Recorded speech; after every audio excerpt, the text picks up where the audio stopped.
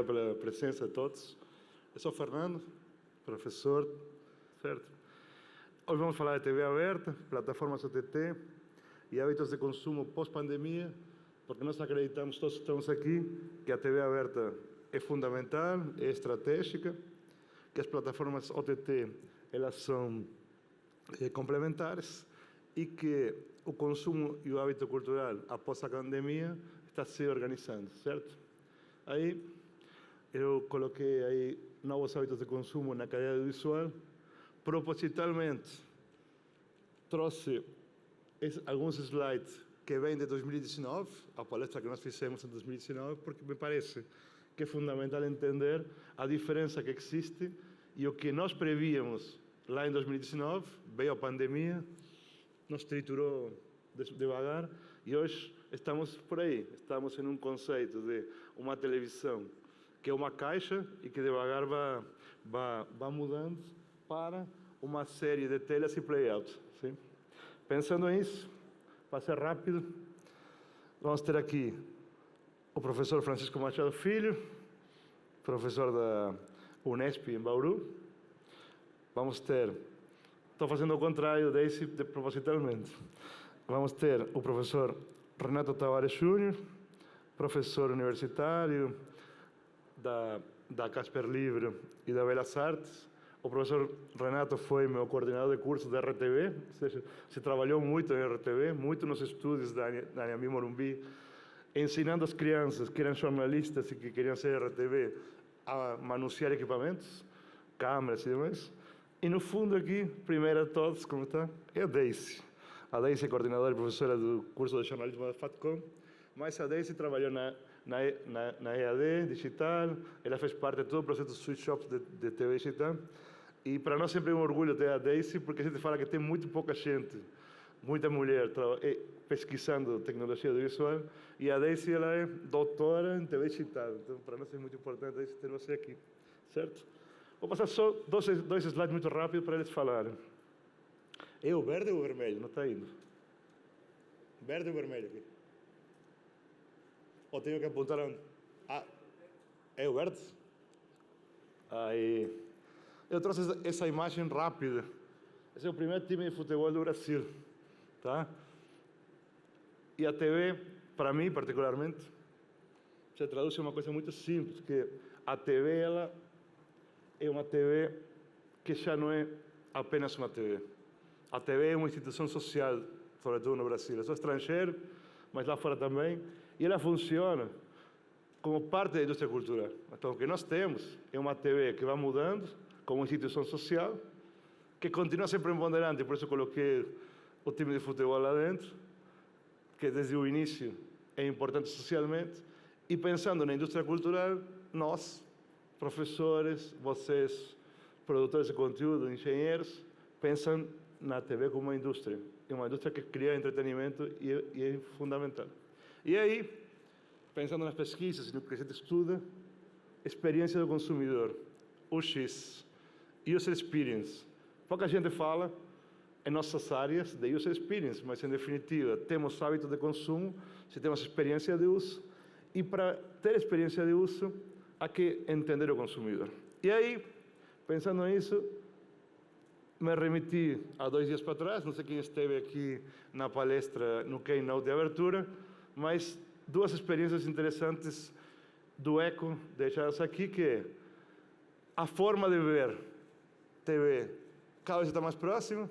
Começamos lá no cinema com 5 metros, 3 metros, e hoje estamos a 1 milímetro. E aí, a foto embaixo, que nós estamos pensando já em uma TV que tem um mundo real, um mundo virtual, e no meio, uma coisa que pouca gente sabe ainda, que é o que é o metaverso, né? E ontem, brincando, perguntei, com o professor Francisco, entrevistamos o André Arnuda, gerente de cenários virtuais da Record, se íamos ter TV no metaverso. Ele disse, com certeza teremos no metaverso pessoas assistindo televisão. Como será ela, não se sabe, mas de certeza irá existir. E aí, a última, essas são as perguntas que nós fizemos no último painel presencial com o professor Francisco, depois fizemos 2 painéis que foram virtuais, que era transformação tecnológica, a maneira como as pessoas consomem conteúdo audiovisual, o audiovisual modificou ou ambos. A verdade é que nós sabíamos que vinha a pandemia acelerou todo esse processo, e hoje, 2 anos depois, sabemos que mudou a maneira, o audiovisual modificou os hábitos, mas, sobretudo, o mais importante é que a produção de conteúdos se adaptou ao consumidor. E nós temos que pensar e entender que, como produtores audiovisuais ou pesquisadores que nós somos, se não nos adaptamos ao consumidor, vai ser complicado. E aí pensar que o telespectador, ele já não é apenas um telespectador. Ele é um usuário, ele é um telespectador, ele é um consumidor. Isso tudo faz que esse hábito de consumo, nessa adaptação do consumidor, seja fundamental. Não acredito particularmente eu, não sei os professores, que tenhamos que usar algoritmo de representação para produzir conteúdo. Tampouco acredito, não porque não goste, que o avatar possa criar seu próprio texto jornalístico. Mas, de alguma forma, a única hipótese que nós temos de continuar sendo relevantes é entendendo que o consumidor está mudando. E se não entendemos isso, vai ser complicado. E ainda por quê? Porque nós somos mais velhos e temos uma geração de transição que há que começar a entendê-los. Eu, particularmente, não entendo. Se entendesse, não estaria dando aula, talvez, estaríamos em outro lugar. Mas o importante é entender que a produção se adaptou, se está a adaptar, e é fundamental entender tudo isso. Isso que eu queria deixar, falar de quarta revolução industrial, e a partir disso tentar entender como essa TV aberta, essas plataformas OTT, e ajudaram a trabalhar esses hábitos de consumo que realmente hoje são diferentes. É isso. Agora, vamos começar, como corresponde, com a Daisy contando sua pesquisa e o que ela faz. É um prazer estar aqui com vocês, compartilhar essa mesa com pessoas que eu admiro tanto. E, na verdade, hoje a minha fala é muito mais provocativa, um tom, né, de nos levar a reflexões mais do que afirmações, né? Eu, como professora, que estou sempre a construir pensamentos diariamente com os meus alunos, então, quando o Fernando me convidou para a mesa, eu fiquei pensando o que eu poderia contribuir, né, trazer algo de novo aqui para a minha fala, e eu pensei, o que eu posso trazer de novo para o público é a experiência de sala de aula, é o pensamento dos meus alunos, é o que a gente discute e debate diariamente. Então, a gente foi conversar um pouquinho sobre como eles veem os algoritmos nas plataformas de streaming, como é que eles percebem realmente a assertividade, a funcionalidade desses algoritmos. Mas, pegando um gancho um pouco com o que o Fernando falou, de fato, né, a televisão brasileira, né, enfim, a televisão como um todo, não só brasileira, mas mundial, tem se adaptado a esse novo mundo, e também acho que as pessoas, elas também causam também mudanças. Então, é uma mudança cultural conjunta. E, de fato, eu lembro que, em 2013, quando eu fazia minha pesquisa de doutorado, e eu perguntava para as pessoas, você vê TV? Eu trabalhava muito com muitas comunidades e muitos projetos na minha pesquisa de campo, e eles diziam, não gosto de TV, não vejo TV, a TV não nos representa. A gente tinha uma questão assim, muito forte assim, de existência em relação à televisão, né? Eu costumo dizer que até o fato de ser pesquisadora sobre televisão dentro da academia sempre me trouxe limitações e preconceitos, às vezes, entre os meus pares, porque eu pesquiso televisão, porque eu vejo sempre a televisão como um bem público que pertence a todos nós brasileiros e que tem um potencial gigante, inegável, de mensagem. Então, a gente não pode virar as costas para a televisão. A gente precisa pensar televisão, refletir televisão. E hoje, quando eu perguntava o que era TV, o que é TV para vocês, né, nas comunidades, para os meus alunos, eles diziam, TV é TV, a Globo, a SBT, são até as TVs abertas que a gente vê na TV, mas a gente não assiste.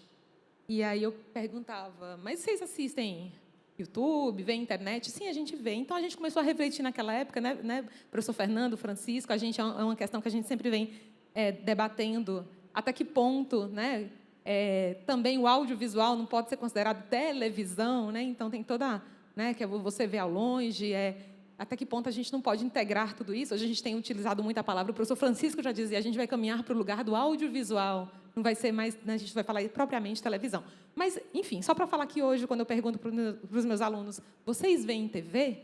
E eles respondem, sim, eu vejo YouTube, eu vejo Netflix. Então, eles mudaram a concepção que eles têm sobre o que é TV.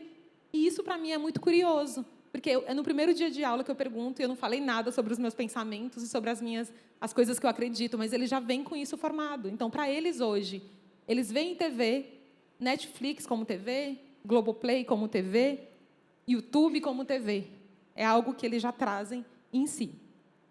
Bom, então, agora, rapidamente, aqui partindo para a minha fala, a ideia é trazer um pouquinho desse pensamento dos meus alunos a respeito da questão dos algoritmos no que concerne à televisão, né? Então, como eu falei, a minha ideia é problematizar, né, sobre como os mecanismos de busca e formas de oferta de conteúdos adotados por plataformas de conteúdos audiovisuais, eles são eficazes, né, considerando afinidade, relevância e interesse. Para isso, então, conversei com os meus alunos, com um grupo de 2 turmas, que somatiza aí 40 alunos, 40 alunos entre 19 e 24 anos, tem alunos mais velhos também, mas, em geral, é essa faixa etária aí.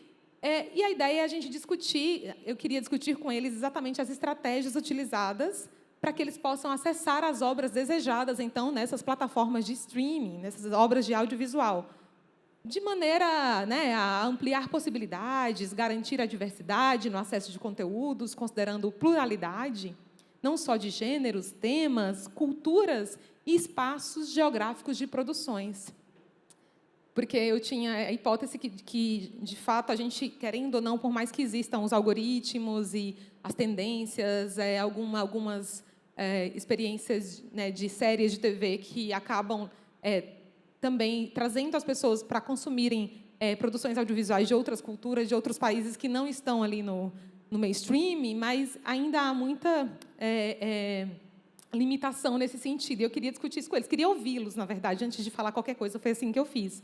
Então, e, ao mesmo tempo, a gente tentar refletir como a Web3, né, através das suas ontologias, dos seus conjuntos de informações, ela poderá, de certa maneira, contribuir com acesso a experiências audiovisuais mais assertivas, por meio, exatamente, de algoritmos, um tocante a mecanismos de busca, oferta e sugestões de conteúdo. Então, porque vocês vão entender, né, como, de fato, as experiências mais assertivas que os meus alunos dizem encontrar hoje é quando as obras audiovisuais são sugeridas por perfis de Twitter, TikTok, muito mais do que a própria Netflix sugere. Então, eu trouxe aqui essa frase aqui do Matthew D'Ancona, que tem esse livro chamado Pós-Verdade. Ele questiona esse mundo que a gente vive hoje, e ele fala que é difícil imaginar um mundo sem smartphones, Google, Facebook ou YouTube, ou considerar, por exemplo, hospitais, escolas, universidades, agências de ajuda humanitária, instituições beneficentes ou economias de serviços despojadas dessas ferramentas. O tecido conjuntivo da web é um dos maiores feitos da história da inovação humana. A única coisa mais notável do que o impacto dessa tecnologia é a velocidade com que chegamos a admitir isso como natural. No entanto, como todas as inovações transformativas, a web é um espelho da humanidade. E é isso, acho que trazendo essa frase, eu tentando parafrasear o D'Ancona, e eu pergunto, né, os algoritmos, eles têm funcionado como esse espelho?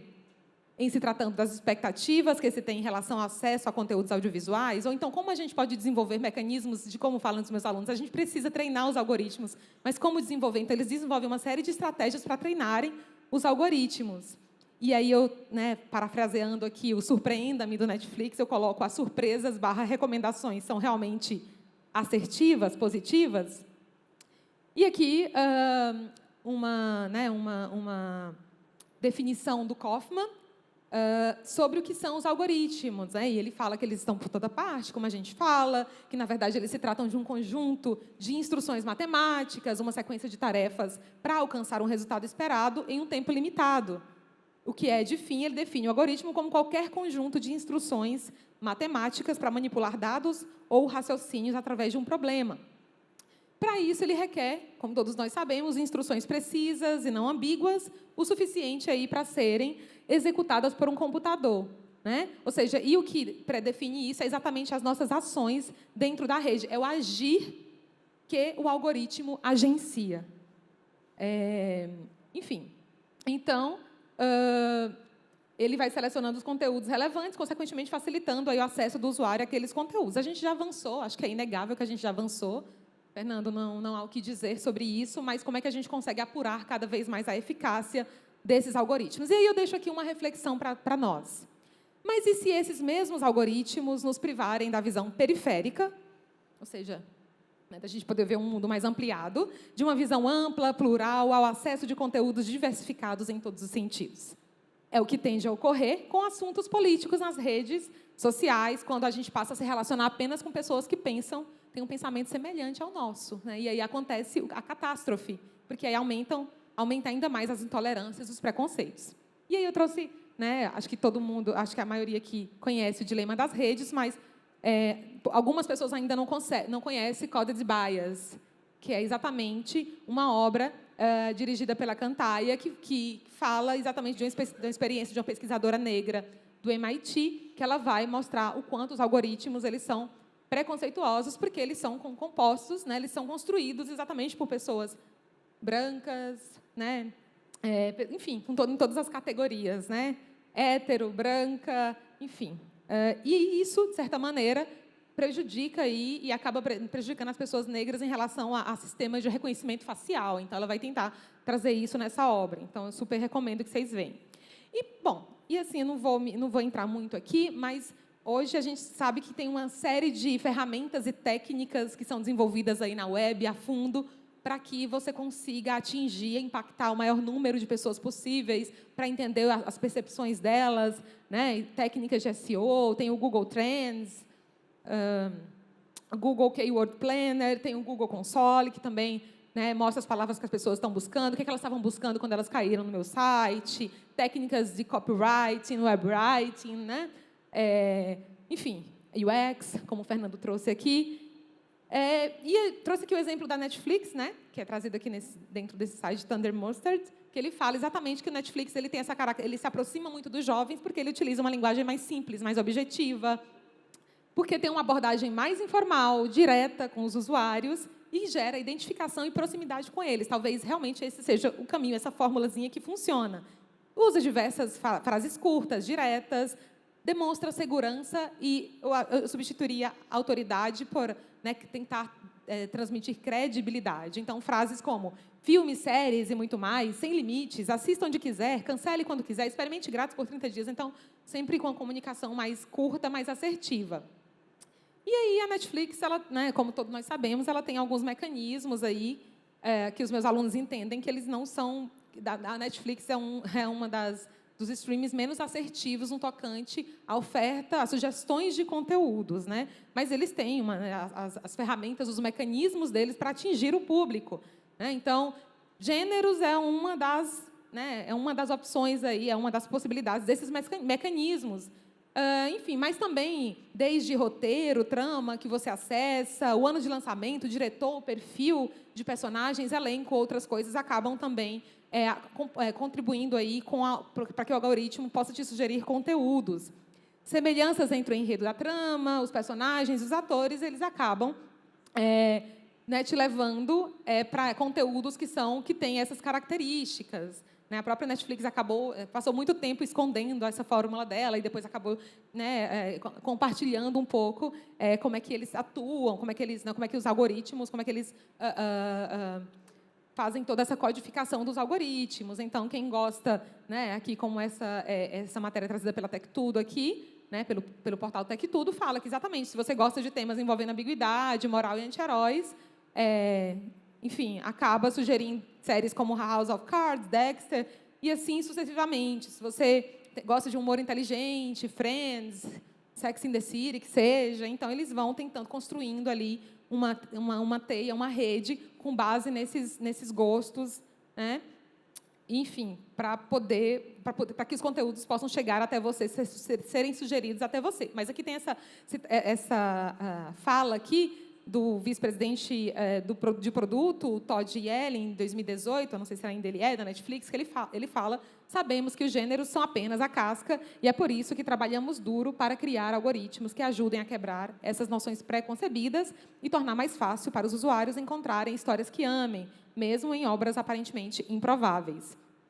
E aqui, só para a gente, né, ter uma timeline aqui da Web 1, da Web 1.0, a Web 2.0, que envolve as redes sociais, a Web 1.0, quando funcionava mais como um repositório, e agora a gente está caminhando para a chamada, né, e já está acontecendo, de certa maneira, essa Web 3, com as suas ontologias, as suas classificações, que é o que a gente espera que essa maneira de trabalhar, né, esse esforço aqui, como diz Bertok, que o homem faz para a máquina compreender os documentos da rede, na rede. Né? Então, a gente espera que ela possa ampliar e aprimorar cada vez mais esses processos.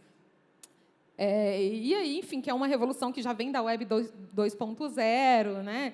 E que o D'Ancona ele também questiona, que ele fala que ela prometeu ser democrática, numa escala sem precedentes, e cumpriu a promessa, mas que a depreciação em voga da revolução digital ignora os benefícios, muitas vezes, espantosos que ela trouxe à humanidade em questão de anos. Então, eu acho que é inegável também a gente falar sobre isso, apesar de todos os prejuízos sociais e fake news, tudo isso que a gente está vivendo, essa loucura geral, essa esquizofrenia social que a gente vive hoje em relação a muitos temas. Mas é isso, eu acho que eu queria colocar aqui para os meus pares, para a gente discutir com vocês também, por favor, né, exatamente tentar entender, né, como isso pode ser aprimorado com essa chegada, de fato, da web semântica, porque ela tem né, é considerada essa web aumentada, ela é mais poderosa, mais ampliada, consegue fazer mais conexões pelas suas coleções de conceitos aí, e organização e hierarquia de categorias.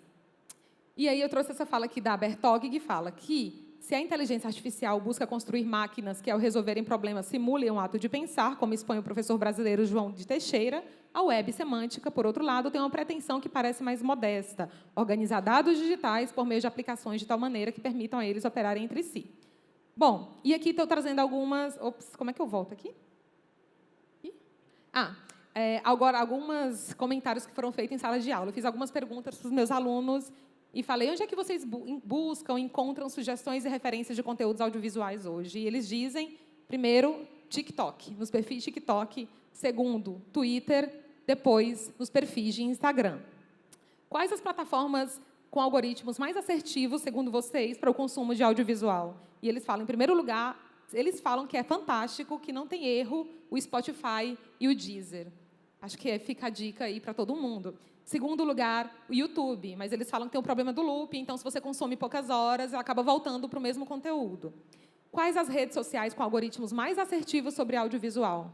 As redes, no sentido de oferecer sugestões. TikTok e Instagram. Falam que TikTok é número 1. Como é que vocês buscam esses conteúdos audiovisuais? Resenha em vídeo no Instagram e TikTok, perfis no Twitter, site Omelete, perfil da Netflix e série de dicas, que é um perfil no Instagram. O que atrai a atenção de vocês para que vocês possam acessar um conteúdo audiovisual? E eles falam corte de atores, que é um recorte que os atores fazem de alguns principais trechos das séries, de uma série de TV, e aí que são, às vezes, mesacasts ou séries de TV com falas impactantes que eles levam ali para o TikTok ou Instagram. Pergunto, o que atrai para o consumo de conteúdos audiovisuais em regiões geográficas para fora dos Estados Unidos, né, que é esse cinema que a gente conhece mais hollywoodiano? E eles falam que algumas produções levaram jovens e a humanidade como um todo a consumirem conteúdos, né, produzidos por outros países, né, como La Casa de Papel, Round Six, Dark, Elite, Ragnarok, Sex Education, para mais conteúdos ingleses, 3% para o Brasil, né, porque, inclusive, 3% é um sucesso sob pressão, e Parasita. E eu pergunto, o Surpreenda-me no Netflix é eficaz? Eles falam para a maioria, a maioria fala que não, que eles buscam conteúdos na função de, para você que assistiu tal programa, que eles acham que ali é um pouquinho mais assertivo. E sobre as produções nacionais, que eu acho que é algo importante, eu pergunto, apenas 2, infelizmente, tinham assinatura de plataformas nacionais, por exemplo. E E aí eu tento problematizar com ele. Quais os problemas na produção nacional? Por que vocês não acessam produções de streaming nacionais? Né? Por que vocês tendem a não acessar? Eles falam que as experiências do Brasil ainda não estão próximas da realidade deles, que a fórmula que usam de séries não funciona ainda, falta estratégia de marketing, isso eles bateram muito, falam que o conteúdo brasileiro tem pouca estratégia de marketing, não há investimento em publicidade de produções nacionais nas redes sociais, e quando há mensagem, eles falam não se adequam à linguagem da plataforma. Tipo, TikTok é a mesma mensagem para quase todas as plataformas. Isso é uma crítica deles. Estou quase finalizando, Fernando, me desculpa pela demora. Seleção de atores são os mesmos de telenovelas, isso é uma crítica que eles trazem. E eles falam que quando as emissoras, os produtores, ou trazem só atores mais, né, tradicionais da TV, ou trazem só atores mais jovens, então não tem um mix, então isso também pode ser algo que pode atrapalhar. Reproduz conteúdos antigos, eles falam que geralmente as pessoas mais velhas, a avó, assistem ali em algumas plataformas. Eles entendem que as receitas, as produções nacionais da Netflix, por exemplo, funciona mais do que certos conteúdos produzidos em redes nacionais, por redes nacionais. Mas eles reconhecem os méritos de alguns conteúdos nacionais, falam que eles costumam assistir BBB, Maldivas, muitos elogios para essa série, Coisa Mais Linda, Sob Pressão também, falaram bastante, 3%. E o que é que vocês preferem assistir nas plataformas de streaming? Eles falam que geralmente assistem aquilo que os amigos, as redes conhecidos consomem e indicam. E aí uma aspa aqui. Às vezes, por pura preguiça, assisto conteúdos que o algoritmo me oferece, mesmo que eu não goste, pois não quero perder tempo procurando. Porque eles falam que, às vezes, demoram horas na Netflix tentando encontrar um conteúdo. Ou em outros streamers, HBO, todos que existem, e, às vezes, eles cansam e preferem vir ali e assistir qualquer coisa, mas não é aquilo que eles gostariam. E outra citação importante, somos bombardeados por conteúdos audiovisuais, né, com pouca assertividade. E eles falam, é preciso treinar algoritmos, mas esse é um desafio. Então, a gente está aqui vivendo um momento também de conteúdo audiovisual em excesso, um grande aumento, que eu até trouxe o conceito de infodemia para colocar aqui, não vou entrar muito na questão, mas é exatamente, né, eu não tenho nenhum termo, a gente pode pensar num termo aqui, colegas, sobre como, né, como é que seria uma palavra que pudesse definir o consumo de audiovisual também em excesso, né, ou então a oferta de audiovisual em excesso. Mas assim, a minha deixa é que nós avançamos, sim, acho que o audiovisual brasileiro avançou, as nossas emissoras de televisão avançaram, a nossa programação avançou, não acho que é inegável a gente reconhecer isso, a gente está caminhando, né, os jovens eles estão felizes, inclusive com muitas mudanças, mas eles trazem aqui como sentido mesmo de colaboração, de reflexão. E como é que a gente, então, deixa aqui essa pergunta, como otimizar ainda mais o tempo do olhar? Né? O professor Eugênio Butti, da USP, sempre costuma falar sobre o preço do olhar. Então, como é que a gente economiza ainda mais esse tempo do olhar? E muito obrigada. Obrigada a todos e a todas. Obrigado, Ace. Vamos com o Renato Tavares agora, que vai falar sobre grade de programação linear, tese de doutoramento do professor, livro editado. E antes disso, Renato, só uma 10, o 3% que está aí, sabem, mas o 3% saiu da USP, da universidade, do professor Almir, nosso colega, no UFTET, e começou com colaboracionismo. O 3% começou como um trabalho na USP, filmado nos tetos da USP, que foi para YouTube quando o YouTube começou. Aí, por colaboracionismo, começou a ter traduções e legendagens em um monte de países no mundo. Aí, Netflix viu e virou um sucesso mundial. Então, a academia, às vezes, gera produtos.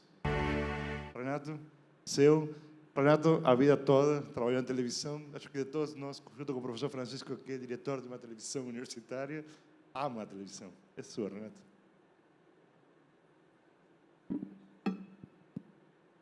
Boa tarde a todos. Quero agradecer muito o convite da SET, do professor Fernando. Né? A gente tenta fazer essa ponte, né, entre mercado e academia. E para essa apresentação, né, para a professora é difícil, porque às vezes a gente fala 2 períodos de 50 minutos ou 4 períodos de 50 minutos. Aqui a gente tem 20 e parece o tempo de arte de televisão que ele começa a contar ali, né? Né? Parece aquela experiência. Então, nesse momento, eu coordeno o curso de Rádio e TV da Belas Artes, obrigado, Deise, da graduação, né? E na Casper Libero, eu faço a supervisão pedagógica da produtora audiovisual e da Rádio Gazeta Online, né? Que é um espaço de produção de alunos mas que a gente vê que também se desdobra tanto na internet quanto até em TV aberta.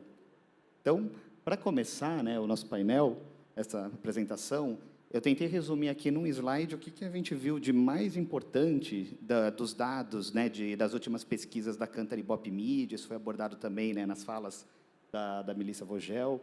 E, então, assim, quando a gente compara o tempo que o brasileiro dedicou em 2021 para a chamada TV linear, quer dizer, aquela programação transmitida em fluxo pelas emissoras, com os serviços de vídeo on demand.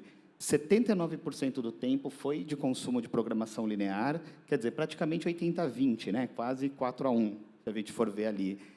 Alguns alunos, às vezes, têm a percepção de que o streaming já teria batido o tempo de consumo de televisão no Brasil, né? E aí a gente se depara com esses dados. E outra questão interessante, a gente tem que considerar que, dentro desses 21% do consumo de vídeo online, uma parte, que a gente não sabe exatamente quanto ali pelo dado, é relacionada a um conteúdo que já passou ou vai passar na televisão, né? Então, a gente está falando aí de um capítulo de novela do SBT no YouTube, um programa da Rede TV no YouTube, uma produção da Globo no Globoplay, uma produção da Record TV no Play Plus, e assim sucessivamente. E outro dado interessante, dentro desses 21% do consumo do vídeo online, 15% segue um modelo muito parecido com a TV aberta, que é aquele modelo de graça, sem assinatura, porém com publicidade. E só 6% do tempo foi destinado ao subscription, né, aquela assinatura de serviço de streaming. Em relação à penetração da TV, né, sempre aquele discurso se a TV como emissora, como programação linear, se ela está morrendo ou não. A penetração mensal ainda é de 93%, e todos os dias, mais da metade dos brasileiros ainda vem pelo menos 1 minuto de programação de TV aberta e ou por assinatura. No ano passado, então, segundo o estudo Inside Video da Cantar Ibope Media, quase 206 milhões de brasileiros viram a programação de TV linear. A nossa média de consumo é de 5 horas e 37. A média de consumo de vídeo é maior ainda, essas 5 horas e 37 só da TV linear. E a gente percebe que em todas as 15 regiões metropolitanas essa média é muito alta, né? Que a gente vai desde Recife, com cerca de 4 horas e 40 minutos, até o Rio de Janeiro, com 6 horas e meia. Então, que é um fenômeno nacional e não localizado, né? Quando o brasileiro vê vídeo dentro de casa, 92% do tempo é em um aparelho de televisão. Esse é outro dado que surpreende, né? Ou seja, celular, mais tablet, mais notebook, mais computador, ficam com apenas 8% do tempo desse consumo de vídeo. E aí esse dado também da penetração da Smart TV é importante, né? Quer dizer, a gente já tem mais da metade dos brasileiros com acesso à Smart TV, e esse número, né, vem crescendo ano a ano. E, nesse contexto, né, da força da televisão, a gente tem aqui tantos dados, né, da Cantar Ibope Media quanto do SEMP, que a gente ainda tem, em todos os parâmetros aqui, a programação linear de TV, né, capitalizando mais da metade do investimento publicitário, né? Então, a Cantar Ibope divide TV aberta, TV por assinatura e TV merchandising, que aqui, nesse levantamento, já dava 68%. Se a gente for pegar os dados do SEMP, a gente soma TV aberta, TV por assinatura, a gente vê também essa estimativa acima de 50%. Ou seja, os canais de TV, a programação linear, emissoras abertas por assinatura, elas faturam mais do que todos os outros veículos de mídia juntos e somados no Brasil, por mais que a gente venha registrando, né, um crescimento significativo da internet. E tem um dado também da Cantar Ibope, que 63% do investimento publicitário foi em formato de vídeo no ano passado, aí incluindo também o vídeo para a internet. E quando a gente fala de programação linear, é importante, né, a gente ainda reforçar a questão da grade, né? Que as pessoas falam, a grade ainda funciona, ela é analisada, ela está em uso, em desuso, e a gente sabe que cada vez mais as emissoras estão dedicando atenção, espaço e análise de dados para essa área. Então, aqui é um resumo, só para a gente ver que as 7 principais emissoras abertas, né, com as suas geradoras aqui em São Paulo, todas elas fizeram pelo menos uma mudança significativa de grade. Todas as que estão aqui, né, se a gente considerar que no caso do Faustão, que foi a redução do tempo de arte, todas essas mudanças têm menos de 4 meses, né? Então, a gente tem, desde a TV Cultura, implementando um programa jornalístico multiplataforma. Você cria um telejornal de manhã que passa no rádio e que passa na rede social simultaneamente. né? O SBT mexendo na grade de domingo, que há muito tempo não mexia, então, inverte os programas que vinham antes do Silvio Santos, na faixa das 7h, coloca para as 11h, posterga Domingo Legal e Eliana em 45 minutos e pega o público da Eliana para fazer a transição direta para o programa do Silvio Santos, com ou sem o Silvio Santos, que continua, né, com o mesmo nome. No caso da Globo, o lançamento, né, da Supermanhã, que foi aquela inversão, né, entre o Mais Você e o Encontro, e a antecipação do jornal local para as 11h45, que já acontecia em algumas afiliadas e agora é uma decisão nacional. Isso tem a ver também com aquela questão do reforço, tanto do ao vivo quanto do jornalismo local, que a gente vem percebendo. A Globo já tinha feito isso em relação a programas como Bom Dia Brasil, Bom Dia São Paulo também. A Record, 4 dias antes da Supermanhã da Globo, também fez ajustes de horário no Fala Brasil e no Balanço Geral. A Rede TV fez uma inversão, uma nova inversão de horário entre o principal telejornal em rede e o programa de entretenimento, né, o TV Fama com o Rede TV News.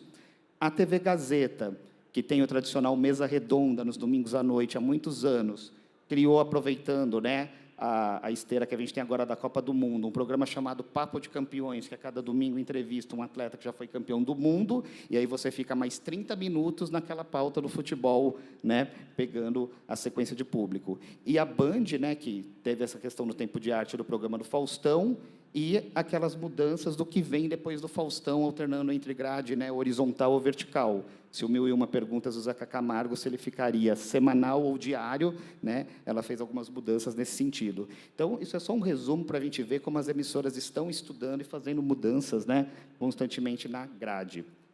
E aí, agora, fazendo a ponte com a parte acadêmica, para tentar dar um panorama, né, Fernando? Porque assim, eu comecei a dar aula em faculdade, universidade, em 2007. Então, agora, esse ano, completei 15 anos, né? Então, eu lecionei em 7 instituições e a gente conversa muito, né, com coordenadores, professores, alunos e ex-alunos. E aqui eu fiz um resumo pensando assim: quais as principais dificuldades que a gente tem para a formação acadêmica universitária, principalmente para cursos assim com perfil de rádio, TV internet, audiovisual e jornalismo, no que diz respeito a isso que a gente está falando agora, né? Consumo de vídeo, conhecimento sobre programação.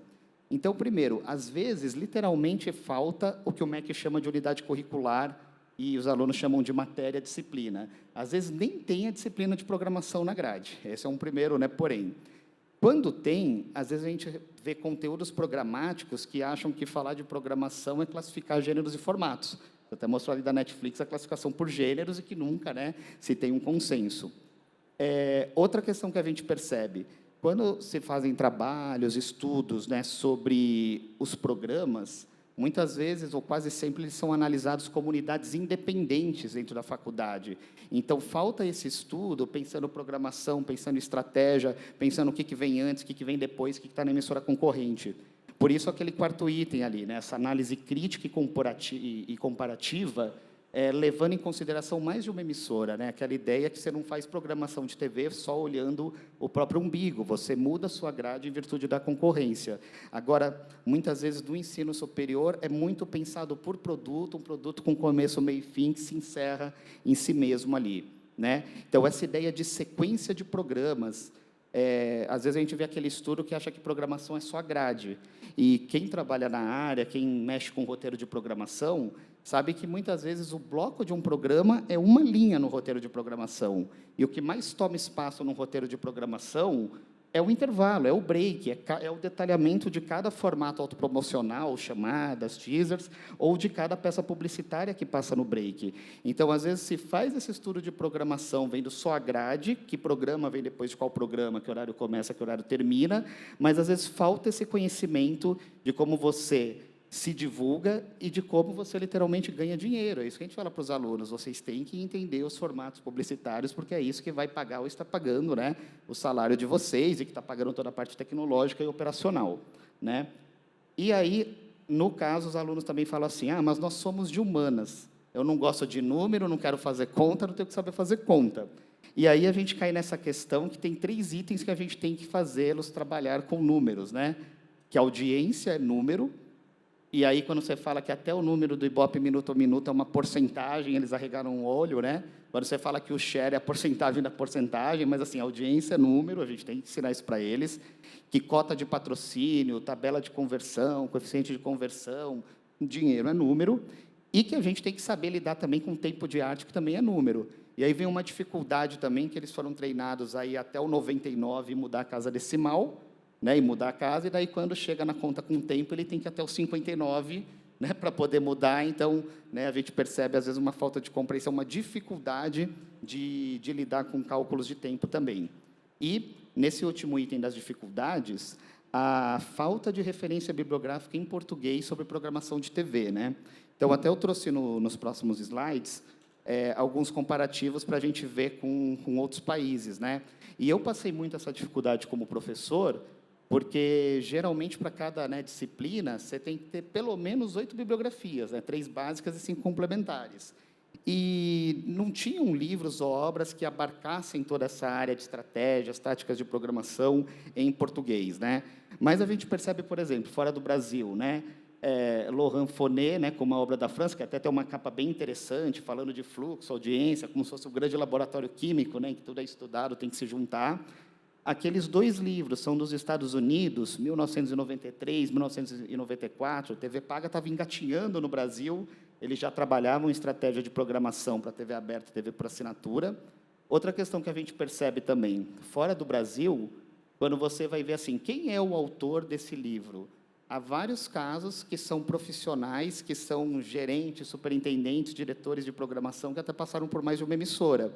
E, no Brasil, os próprios alunos comentam assim, parece que é algo meio secreto, a informação fica meio escondida dentro das emissoras ou dentro das agências. A gente sabe que tem audiência, a gente sabe que tem tabela de preço, a gente sabe que o branded content está crescendo, mas isso não é muito explicado, muito divulgado. Né? E fora do Brasil, a gente percebe isso. Funciona muito melhor essa ponte entre mercado e academia. Né? Dos países que eu pesquisei, a Espanha me parece ser assim, o maior celeiro desses livros ligados a essa área, né, de programação. Né? Então, estratégia de programação televisiva, muito uso da palavra estratégia, né? Estratégia da sedução, marketing em televisão, ao ponto que a gente tem, por exemplo, uma editora, né, mais ali baseada em Barcelona, que ela tem coletâneas de livros por televisão, e aqui a gente tem 5 livros da mesma editora. Né? Gediza? Como é que eu posso pronunciar melhor, Fernando? Que é Gediza Editorial, né?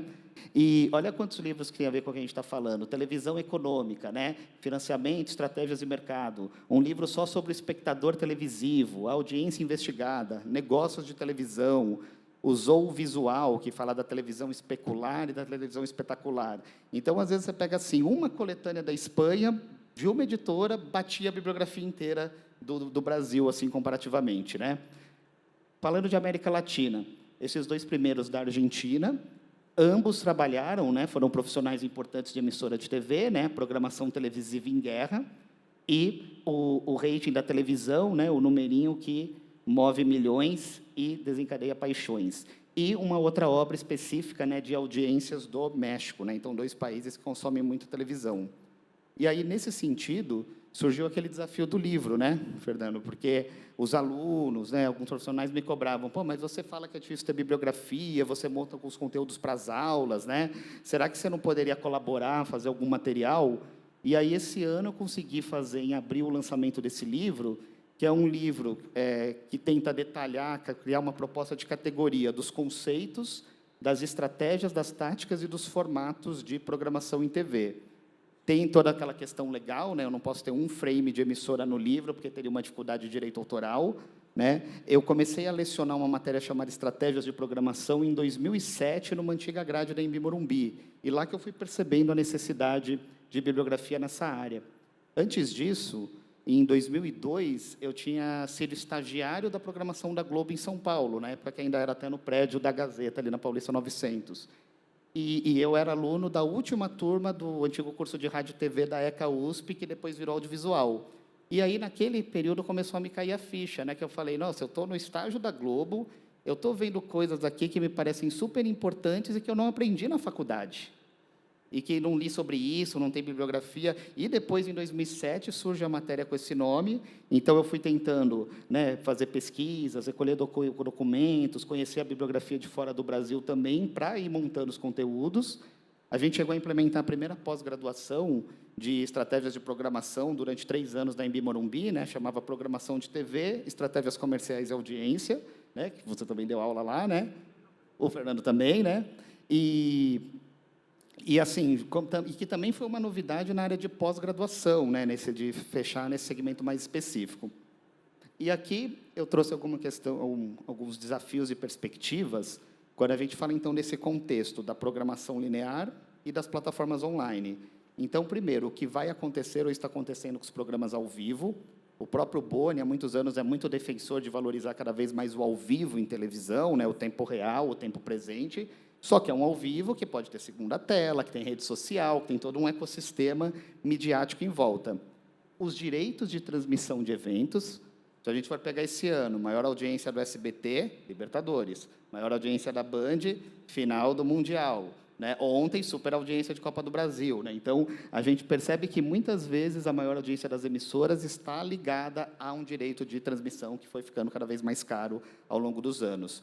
E como que a gente trabalha cross-mídia e transmídia, pensando que cross-mídia como o mesmo conteúdo em diferentes plataformas e transmídia como algo mais rico, que traz um novo produto, uma nova experiência, que amplia o universo narrativo, né, que disponibiliza novos materiais e conteúdos.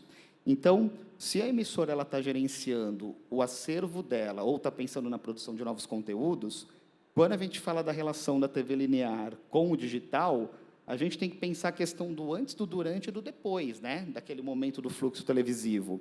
Então, no antes, a gente tem muito essa estratégia do digital first, né? Não quer dizer que o produto vai da mesma maneira, né? Nós vamos ter Verdades Secretas 2 aí como exemplo, né, com 50 capítulos no Globoplay e com 24 que vão passar na TV aberta. Você teve uma necessidade de reedição, de readequação, né? A gente tem o durante, né, que é o famoso simulcast. O próprio Globoplay, né, quando ele começou muito forte, era o simulcast. Puxa, agora eu não estou em casa e posso ver a programação da Globo de graça pelo celular, pela internet. Tem emissoras que fazem o simulcast até no próprio site. E a questão do depois, né, o time shift viewing, né, como um conceito mais amplo de quando você vê o programa de televisão depois que ele foi exibido. E a própria Cantar Ibope Mídia mede o TSV para quem viu até 7 minutos depois, até 7 dias depois que o programa foi exibido. E Catch-up TV como uma das categorias, que é quando a própria emissora se programa para disponibilizar esse conteúdo para o público depois que ele foi exibido, né? A gente é da época do videocassete, põe para gravar, né? Programa o decoder da TV paga, né? E agora isso já está, né, sedimentado no mercado. E, para terminar, eu trouxe esse exemplo, que é o que a gente desenvolve na Casper Libero, né? O Roberto Vilela, que está aqui na frente, é o supervisor operacional da produtora audiovisual e da Rádio Gazeta Online. A gente faz essa dobradinha, eu faço a supervisão pedagógica, ele faz a supervisão operacional. Então, só para a gente entender essa situação, né? O programa Edição Extra é o programa mais longevo do Brasil produzido por alunos em TV aberta, né? No ano passado, ele completou 25 anos. Ele é exibido no primeiro domingo de cada mês, às 11h30 da noite, na TV Gazeta e para toda a rede, não só para São Paulo. Bom, começou lá atrás, né, bem antes dos anos 2000. Depois de um certo tempo, cada matéria, cada pauta, cada reportagem passou a virar um vídeo para o canal do YouTube da faculdade. Mas, até aqui, a gente chama de cross-mídia, né? Claro que eu tenho uma divisão do conteúdo. Por exemplo, quem vai ver abertura, escalada, passagem de bloco, encerramento, é só quem viu na TV. Mas, como a gente geralmente tem 3 pautas mais aprofundadas por programa, cada uma dessas pautas vira um vídeo, mas é o mesmo vídeo que passou na televisão. No ano passado, em razão dos 25 anos, a gente, né, fez algumas reuniões para falar, precisamos ampliar o projeto. E aí, qual foi a ideia? E sabendo que tem um braço da Rádio Gazeta Online, que é a antiga Rádio Gazeta AM, né, que ficava no AM do Dial.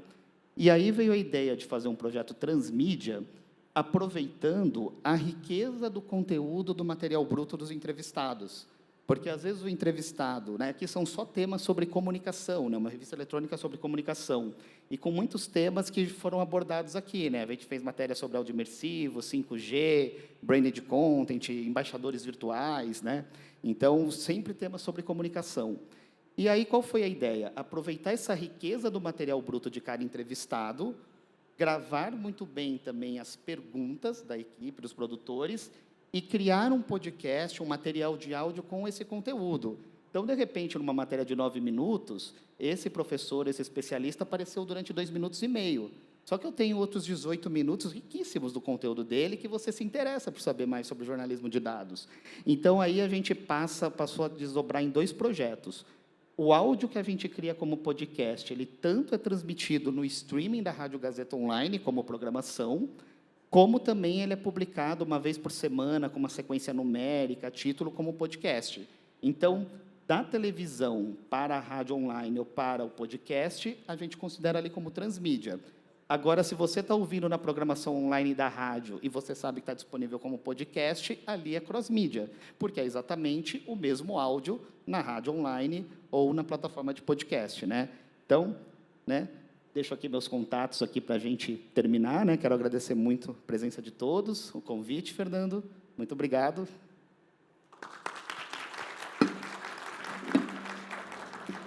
Obrigado, Renato. Professor Francisco Machado Filho, professor da Unesp. E esse professor da Unesp, ele é o único dos 3 que é diretor da emissora. Então, o Francisco, todos os dias, lida com a televisão aberta, com a TV digital. Bauru. Francisco, vamos lá. Muito obrigado pelo convite. É muito bom estar aqui novamente. Você aprende muito no Congresso e as reflexões que eu trago aqui hoje é exatamente fruto desses anos todos que a gente vem discutindo tecnologia e o comportamento dos usuários na rede. E uma experiência que a gente está aplicando na televisão, né, numa TV universitária, sinal aberto, mas TV educativa, vinculada à Unesp. Ela é uma televisão que a gente enxerga como qualquer outra TV educativa que tenha no país, ou uma TV regional ou TV local.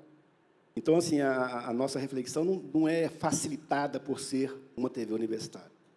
O conteúdo que a gente vai estar trabalhando na Unesp hoje, na TV, é perfeitamente aplicável a uma televisão local.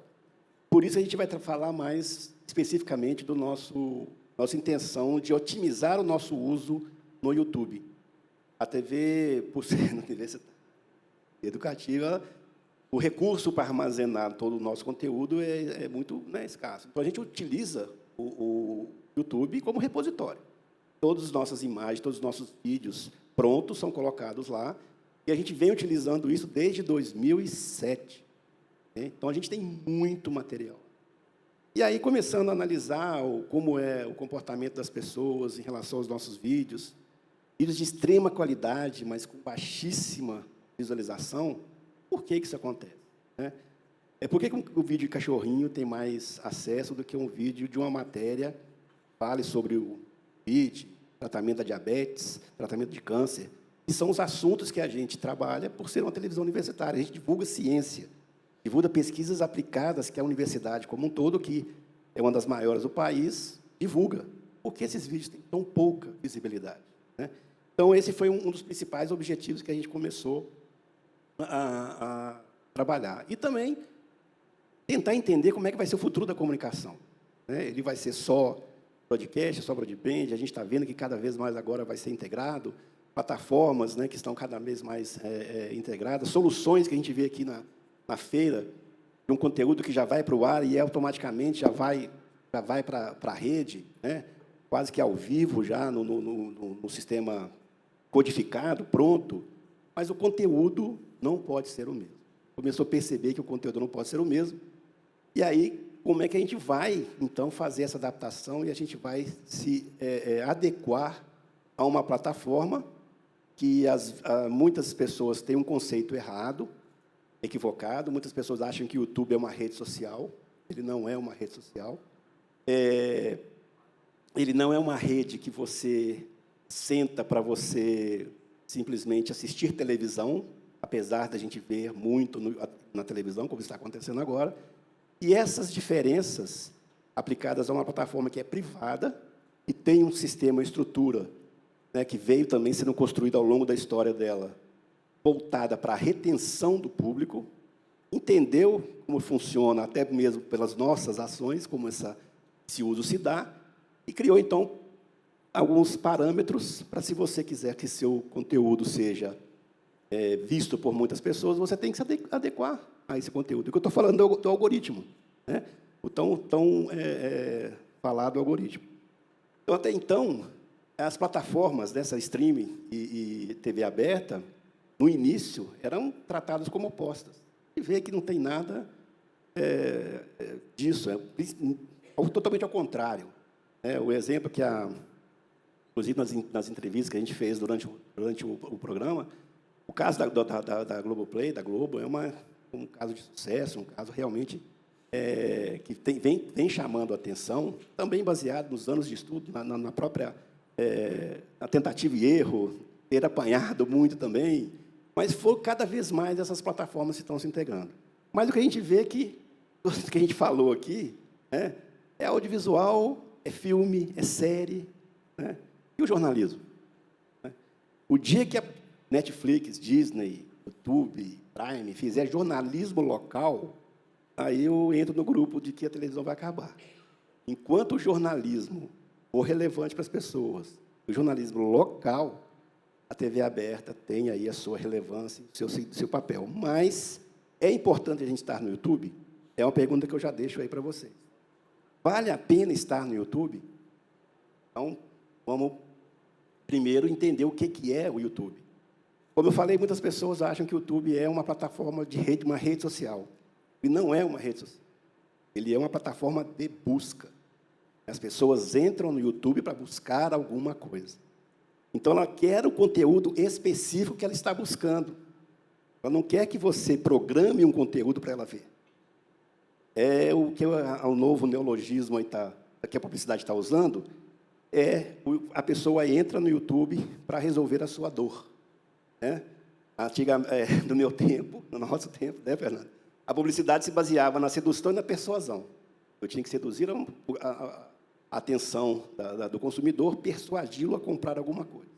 Agora, nos tempos de internet, eu tenho que entender a dor do meu consumidor. Que dor é essa? Não é dor de cabeça. É como fazer feijão com arroz. Essa é a minha dor. Né? Quem estava aqui no último no congresso presencial, em 2019, na sessão de abertura, a Red Hunter do YouTube estava presente, ela foi uma das palestrantes, e ela disse que o próprio YouTube não se enxerga mais como uma plataforma de distribuição de vídeo. O YouTube se entende como uma plataforma de aprendizado, porque o maior termo de busca no YouTube é como fazer. Então, se a pessoa quer aprender alguma coisa, eu tenho que dar um conteúdo para ela que satisfaça essa dor. E aí casa perfeitamente com a intenção do jornalismo, que foi sempre informar alguém, de prestar um serviço a alguém e de informar até para que haja uma mudança ou de comportamento, de entendimento. Né?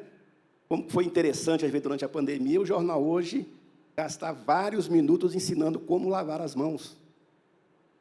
Isso é 1 hora de jornal, quase meia hora era como você tinha que lavar as mãos. Por que lavar as mãos? É um jornalismo de prestação de serviço. É um jornalismo de YouTube. Porque as pessoas perguntavam como evitar o Covid. Aí vinha a matéria, evitar como lavar as mãos. Né? Então, você tem que casar o seu conteúdo de acordo com o uso da plataforma. E aí não é uma tarefa fácil, porque, primeiro, e também uma palavra-chave que eu retiro aqui do Congresso esse ano, inclusive conversamos com alguns palestrantes sobre isso, o que tem que mudar primeiro é a mentalidade. Nós estamos no mundo de tecnologia, adquirindo tecnologia de IP, de câmeras remotas, aplicadas à mentalidade de TV analógica do século XX. Pensamos usar a tecnologia para o esquema de produção analógico, principalmente no jornalismo. Porque aí tem, estou falando assim, puxando a sardinha para o lado do jornalismo, mas mexer com o jornalista é difícil demais. Né? Fazer ele entender que ele tem que pensar uma outra forma de produzir a matéria dele é muito difícil. Então, você convencer que agora nós temos que pensar uma diferente, produzir um conteúdo diferente, ele seja buscável, eu não sei nem se essa palavra existe, mas é um termo que se usa, não é tarefa fácil. Então, quais foram, dentro do YouTube, para a gente entender como é que é esse funcionamento, 3 fatos que foram muito importantes que aconteceu. Primeiro, a mudança no algoritmo que o próprio YouTube fez. Quando ele começou, o algoritmo utilizava mais a frequência. Então, você postava vídeos, quanto mais vídeos você postava, mais chance de você ser monetizado. Foi a fase aí dos grandes YouTubers, Anderson Nunes, Felipe Neto, que tem 30 milhões de seguidores. Então, era muito importante ter quantidade, em detrimento da qualidade. Mas o YouTube, a partir de 2017, 2018, mudou. Ele agora passa a buscar a retenção do vídeo, e não mais quantidade de assinaturas. Um exemplo que a própria Red Hunter trouxe aqui, do YouTube trouxe naquela oportunidade, foi um vídeo do canal de uma menina de 20 e poucos anos, chamada Paloma Cipriano. Ela era o grande caso de sucesso do YouTube até aquela época. Tinha pouco mais de 1.700.000 assinantes, mas tinha uma retenção de vídeo maior do que vários YouTubers famosos, porque ela ensinava como rebocar uma parede, como instalar uma caixa d'água, como passar massa corrida com rodo.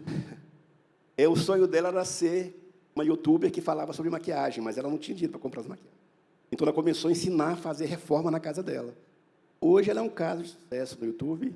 As empresas patrocinam, ela já está muito bem de vida e tem aí o seu espaço como influenciadora garantido, porque ela entendeu ou talvez até de uma forma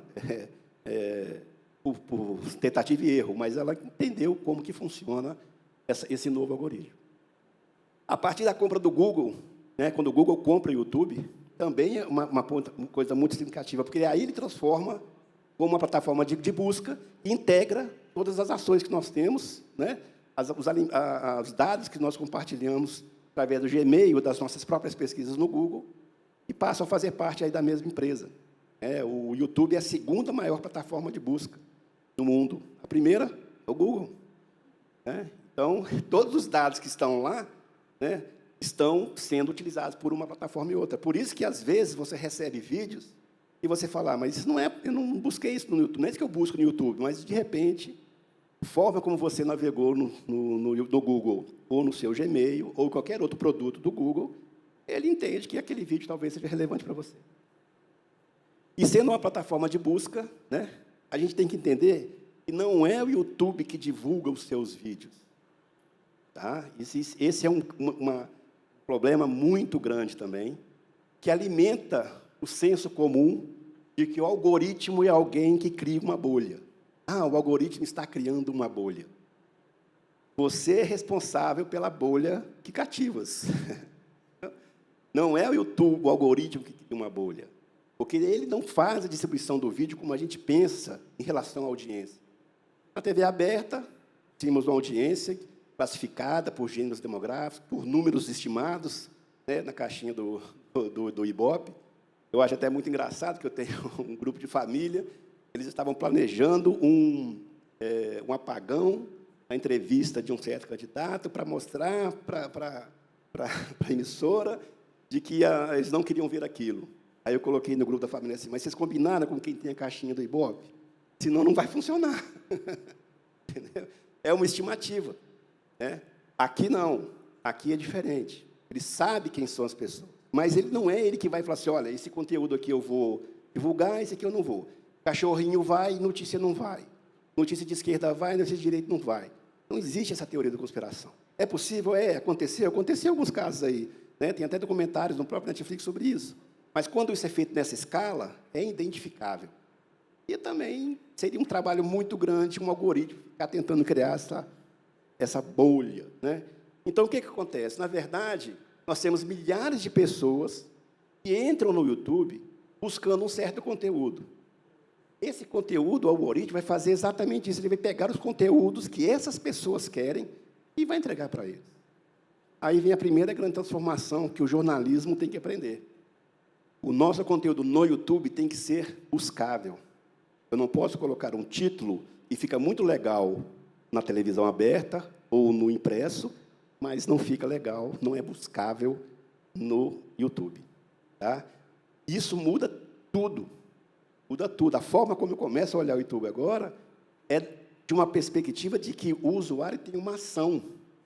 Ele quer encontrar um conteúdo. E eu tenho que oferecer aquele conteúdo que eu acredito que seja relevante para ele. Quem me ajuda nessa tarefa é o algoritmo. Se eu der instrumentos para o algoritmo reconhecer esse meu conteúdo, melhor. Eu tenho um canal no YouTube sobre roteiro de cinema. Pela fala da Deise aqui, eu já vi que eu estou na plataforma errada. Porque muito procura o Instagram, procura o TikTok, e eu não estou no TikTok nem no Instagram, eu estou no YouTube. Fiz um teste. Postei no Shorts, né, que é o novo formato do YouTube, um vídeo chamando para um outro vídeo no meu canal, que eu ia fazer uma análise de um roteiro. 10 pessoas. Aí eu fiz um outro short com o meu cachorrinho no colo. Não coloquei que tinha postagem de cachorrinho, e nem no título, nem nada, nem no thumbnail. Em 2 segundos, 325 pessoas viram. Por quê? Porque, além, né, do título e da thumbnail, que a gente vai falar um pouquinho mais específico sobre isso, a inteligência artificial analisa o vídeo e sabe se eu estou sentado, se eu estou em pé, se tem o tom de voz, se eu estou falando alto, baixo, brigando. Ele reconhece o que está ali naquele vídeo e passa a distribuir. Como ele sabe que várias dessas pessoas aqui gostam de cachorrinho, quando ele viu que tinha um cachorrinho no vídeo, ele entregou. Mas aí o que acontece? Quando as pessoas viram que o conteúdo não era do cachorrinho, elas deixaram de ver. Então, a minha visualização começa assim, 300. Em menos de 2 segundos, ninguém mais vê. Aí o algoritmo fala assim, olha, esse vídeo não é relevante. Aí ele para de transmitir, para de exibir. Então, está lá agora, 320 não sai mais, ninguém mais vê aquele conteúdo. Porque o algoritmo entendeu que ele não é relevante. Olha, é uma estratégia completamente diferente da gente trabalhar no tradicional, na TV aberta. Por isso que um conteúdo que vem numa solução de OTT não pode ser o mesmo. Né? A gente tem que entender que não pode ser. Então, qual é o objetivo maior do algoritmo? Retenção. Se eu tenho uma matéria, então, que começa tradicional, off, entrevista, passagem, esse formato funciona para o YouTube? O YouTube ele começa a entender a retenção aqui a partir dos 30 segundos. Então, como é que eu faria uma matéria para reter a pessoa por pelo menos 30 segundos? Olha, você que está interessado em tecnologia, você quer saber um pouco mais do que aconteceu na 7? Fique comigo até o final do vídeo. É o formato que a gente vê no YouTube. Isso. Eles sempre fazem, eles chamam isso de teaser, para que você fique ali durante pelo menos 30 segundos vendo esperando aquele conteúdo, para depois ele acontecer ou não. E você pode realmente pular. Teria condições de a gente fazer uma matéria desse jeito? Começar chamando o conteúdo que traria naquela matéria, esperando que a pessoa ficasse até o final do vídeo? Dificilmente a gente vai conseguir fazer isso. Porque a televisão ainda tem um compromisso muito sério de ser uma plataforma social e ter um compromisso do jornalismo aberto, que é o nosso foco. Mas é uma coisa para a gente começar a pensar de que tipo de matéria a gente pode pensar para uma atuação no YouTube. Então, quais são as duas principais métricas, né, que fazem um conteúdo no YouTube ter relevância ou ter aí uma distribuição, uma entrega para essas pessoas que buscam? O clique das impressões e o tempo de exibição. É o que eu acabei de ver. As pessoas viram o cachorrinho, clicaram, viram o que tinha lá, mas como não tinha tempo de retenção, o vídeo não teve, continuou. Então, como é que eu começo, então, a me adequar para essas duas métricas importantes? Primeiro, os thumbnails. Thumbnails, nós, na TV Unesp, eu até trouxe, vou mostrar para vocês, completamente errado. Né? 90% dos thumbnails que tem uma figura humana tem mais aceitação do que os que não tem. Eu até brinquei com a Leire, nossa repórter, que está até ali, ó, em pé, dá um tchauzinho, Leire. Falei, Leire, se prepara que nós vamos tirar foto de vocês fazendo aquelas carinhas que tem no YouTube para colocar em cada matéria. Acho que era brincadeira. Mas nós temos que começar a pensar um thumbnail que seja realmente interessante para as pessoas. Sua frase final aqui, Deise, me mexeu muito com a minha cabeça. Como otimizar o nosso olhar? Para o YouTube, para você decidir em qual thumbnail que você vai clicar ou não, ou senão você vai ficar passando, é menos de 1 segundo. São 0,3 segundos para você decidir se você clica naquela impressão ou não. Então, a figura do thumbnail ela é muito importante para cativar a atenção. Segundo título, ele tem que ser buscável. Ele tem que ser um título que responda à dor daquela pessoa. Então, eu trouxe alguns exemplos, eu vou até passar um pouco mais rápido, porque meu tempo está acabando. Tempo de exibição, eu acho que vocês já entenderam bem o que eu estou falando, mas, para o YouTube, um vídeo de 10 minutos, se ele tiver 10 minutos, se eu assistir 5 minutos, eu tenho 5 minutos de retenção. Se eu tiver um vídeo de 5 minutos e só 2,5 de retenção, só tenho 2,5 de retenção. Então, o tempo da matéria também tem que ser um tempo adequado. Vídeos muito curtos não é de interesse do YouTube, porque ele quer um vídeo mais longo. Então, os vídeos têm que ser de 8, 10 minutos, para que eu tenha um tempo considerável de retenção. Olha como é que tudo isso vai alterando as nossas matérias de telejornais, que são 3 minutos, 2,5 minutos. Então, quais são os fatores determinantes que a gente tem que pensar na hora de pensar o conteúdo para o jornal? Número de visualizações, a retenção, com o meu público, né? Porque eu tenho que entender a dor desse público que busca, né, em relação àquele conteúdo. E, no final, o conteúdo. Esse aqui é de propósito. O quarto eu coloquei até menor um pouquinho. Porque se eu perguntasse para vocês aqui qual o conteúdo que o YouTube gosta de divulgar, cada um talvez tenha uma opinião, mas o YouTube não tem nenhuma predileção para o conteúdo. Qualquer conteúdo que você dá para ele é relevante, desde que seja adequado aos parâmetros do algoritmo. Ele não prefere cachorrinho, em detrimento a jornalismo.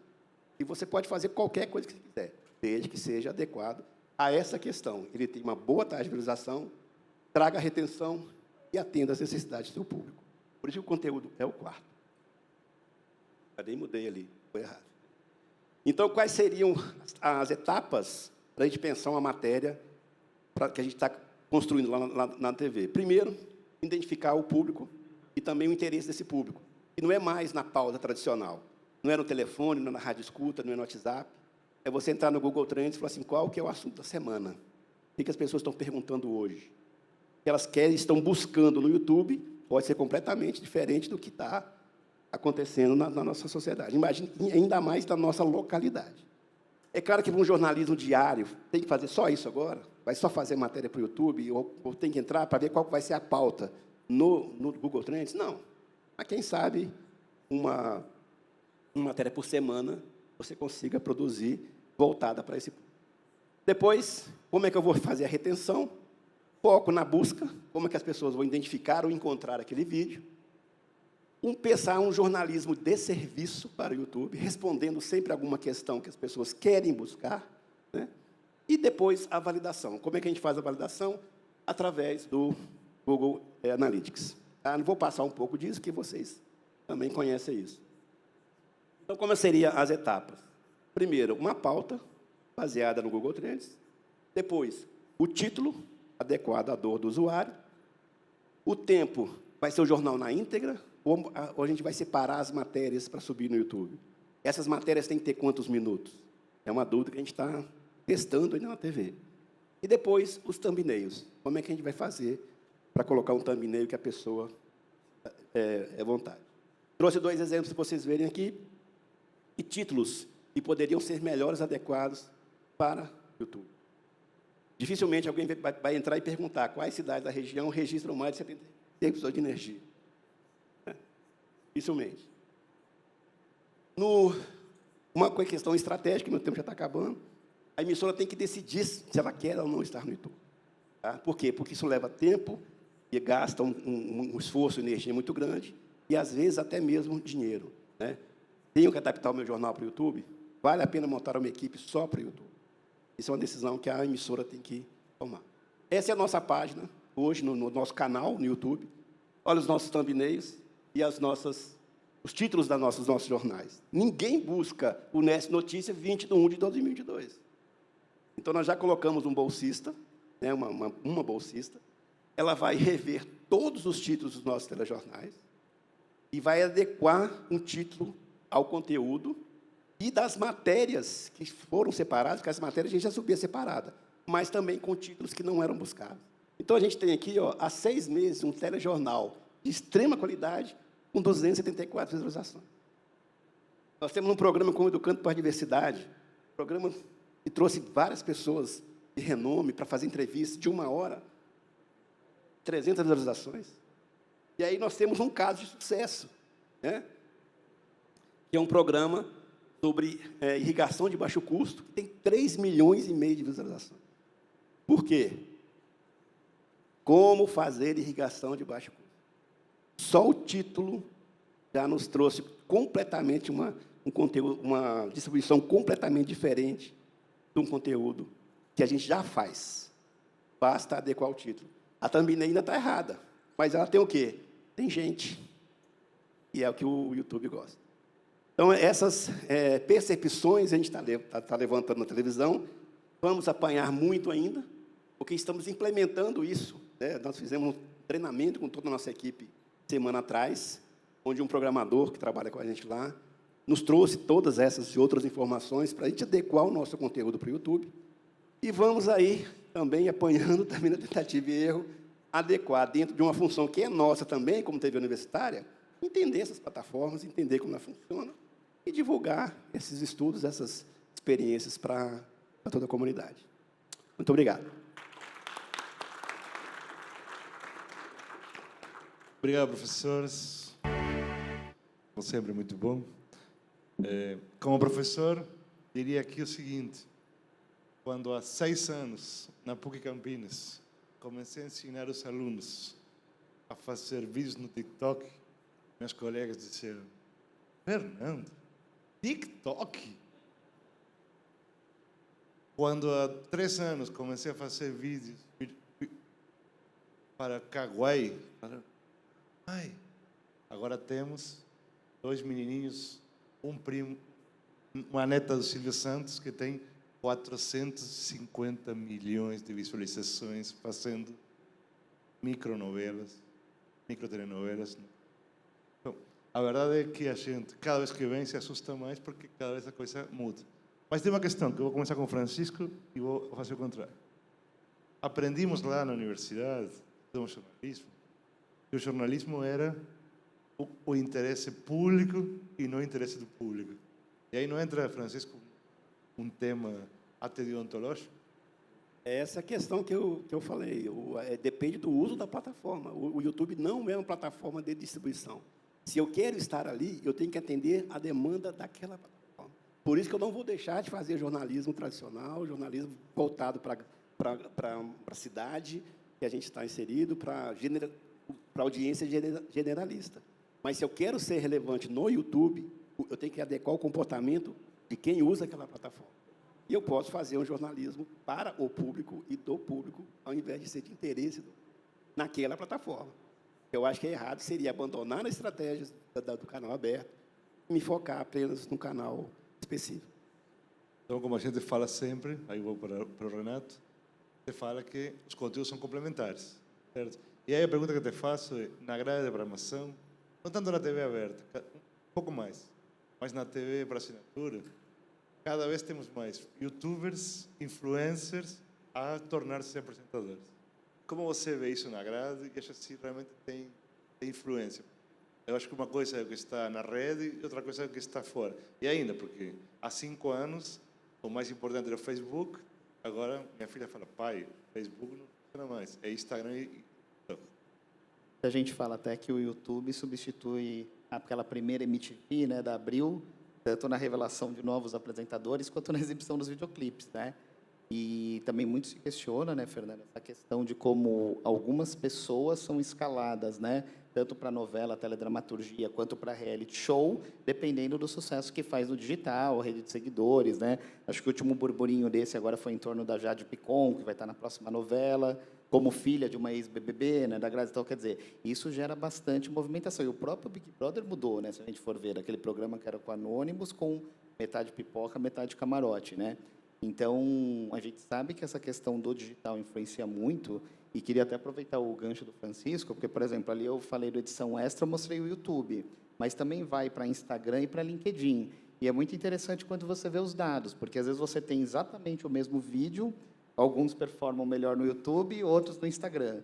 Aí você compara com minuto a minuto da televisão, se você tem 3 pautas do mesmo programa, né, não necessariamente a que performou melhor na TV aberta é a que vai melhor na rede social. Então, tudo isso vai gerando muito dado, muito material para a gente estudar, né, tentar entender o contexto, né? Mas essa questão do como, da pergunta, né? E aí o que cada instituição tem que ver, assim, até que ponto fica na mão dos profissionais, alunos, professores de rádio e TV, de jornalismo, também cuidarem dessa parte estratégica da publicação, porque geralmente os professores acompanham a pauta, a linguagem, roteiro, edição, mas muitas vezes para subir um material no site ou para publicar numa rede social, geralmente vai para o departamento de marketing ou vai para um outro setor e, de repente, assim, você entrega o conteúdo, mas nem todo mundo, por exemplo, pode colocar tag, pode sugerir palavras ou tem acesso direto. Então, isso é uma cultura que está mudando, né?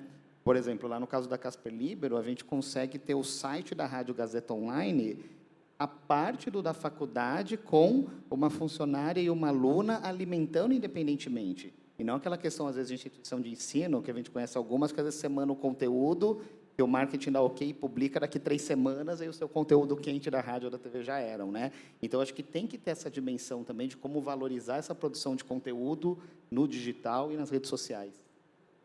Agora, indo para você, Deise, perguntar o seguinte, como é que você encara uma sala de aula entendendo que a referência visual até uma referência de mudança de mente? Ou seja, tudo isso que você mostrou aí não é horizontal, é vertical. Quando é na rede, mas depois quando é no consumo de vídeo formal, é horizontal. E aí, como você encara o aluno para explicar onde que já não é assim? Assim. Quando é assim, quando é assim, quando o tempo, como funciona. Porque você vai dar aula de Instagram, tem que ser 30 segundos. Vai dar aula de TikTok, tem que ser 40. Se passa os 60 segundos no Instagram, já é IGTV. O que você faz? Eu acho que a gente tem que integrar. Eu acho que o conhecimento da nossa geração, que também tem uma riqueza, tem as nossas técnicas. E também integrar o conhecimento deles, né? Por exemplo, a gente está lá na Fapcom, está montando a agência júnior de jornalismo, de notícias. E a gente está fazendo uma série de estratégias para que a gente tenha conteúdos em formato tradicional de texto no blog, mas para que a gente também tenha notícia. A gente escolheu falar esse ano sobre educação política, sobre letramento político. Então, eu tive uma disciplina com os alunos e a gente trabalhou essa questão em diferentes plataformas. A gente criou experiências no TikTok, no Instagram, vários tipos de textos, de experiências que os alunos também brincam, né? Tentam fazer esse tipo de letramento para que as pessoas se aproximem também do tema. Então, a gente tem tentado experienciar, né, experimentar o jornalismo a partir dessas plataformas. Eu acho que só tem a agregar. Eu vou falar que é um tema que eu acho que a gente pode discutir no próximo ano, mas uma das coisas que tem me incomodado, e eu falei sobre isso na minha palestra, que é a questão dos títulos jornalísticos. Isso é uma coisa que eu tenho discutido bastante em sala de aula. Porque qual é o nosso limite? Né? Porque eu percebo que alguns veículos começam também a se utilizar dessas estratégias para colocar no seu jornal digital, para poder gerar, óbvio, engajamento, impactar. Mas até que ponto nós, né, o jornalismo tradicional, e tudo que a gente aprendeu em sala de aula, né, tudo que a gente aprendeu na profissão, a gente tem que levar, né? Tipo, eu acho que tem alguns sites que trabalham com divulgação científica, que têm sido assertivos. Eu vejo alguns títulos da Veja até interessante, BBC. E o interessante é que os próprios alunos eles têm criticado, eles estão meio cansados desses tipos de títulos caça-clique, sabe? Que incomodam, são enganosos. E eu tenho percebido que tem sido adotado por alguns veículos de comunicação. Isso tem me incomodado bastante. Eu tenho discutido bastante sobre o nosso limite ético. Sabe, sobre o que tem que ter no título, que são elementos ali do lead, até que ponto a gente tem que, né? E eu não estou falando, acho que eu não estou sendo conservadora nesse sentido. Eu só estou pedindo que a gente reflita sobre isso. Até que ponto a nossa missão jornalística, o nosso compromisso com o público, a nossa missão aqui como profissional, a gente tem que, de certa maneira, também se render a determinadas estratégias que são muito mais comerciais do que tem esse interesse público de fato. E, só para finalizar, eu queria dizer que você não está na plataforma errada. Na verdade, os meus alunos, você está na plataforma certa. O Google é bastante, né, óbvio, elogiado, mas quando eu falei TikTok e Instagram, é que, na verdade, são plataformas que eles pautam as pessoas de conteúdos, isso é uma estratégia que você pode usar, com certeza, não sei se você já usa lá na Unesp, para levar as pessoas, por exemplo, para assistir um conteúdo seu que está no YouTube. Então, é onde eles buscam né, resenhas, onde eles buscam o que assistir. eles têm dito que é exatamente no TikTok e no Instagram. É meio surpreendente. Essas coisas me surpreendem, sabe? Ainda, né, a maneira como mas é o comportamento deles, e eles nasceram nesse mundo, e eles estão construindo um modelo de existência virtual, nessa cultura digital, a maneira deles. Então, a gente vai se aprimorando, se adaptando, e vai também compartilhando um pouco do nosso conhecimento para eles. Não, acho que a gente só tem a ganhar com isso. Não, acho que não tem que competir, né? E quando eu falo com os meus alunos sobre os títulos, eles concordam. E eles também se preocupam, como o jornalismo, né, sobre até que limite a gente tem que ir em relação a utilizar essas estratégias. O que você colocou é extremamente importante e interessante, porque há um limite, pelo menos no YouTube, que é você não enganar a sua audiência. Se você colocar um título que não reflete aquilo que está no vídeo, o seu índice de aceitação do canal cai lá embaixo.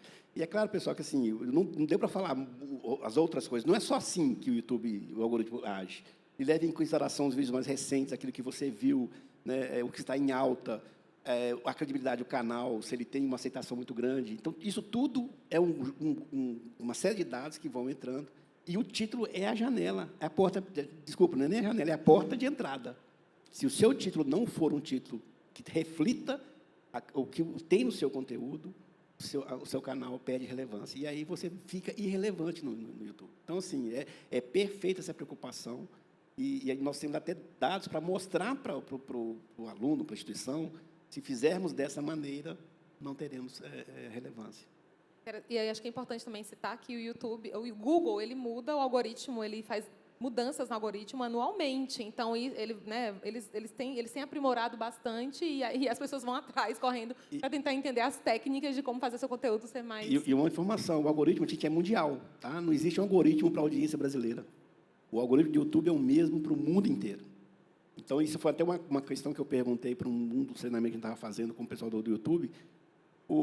A televisão dos Estados Unidos, o audiovisual dos Estados Unidos tem um uso diferente do Brasil. Isso leva em conta? Isso não leva em conta. É um algoritmo único para o mundo inteiro. Inclusive, não existe engenharia de TI no Brasil.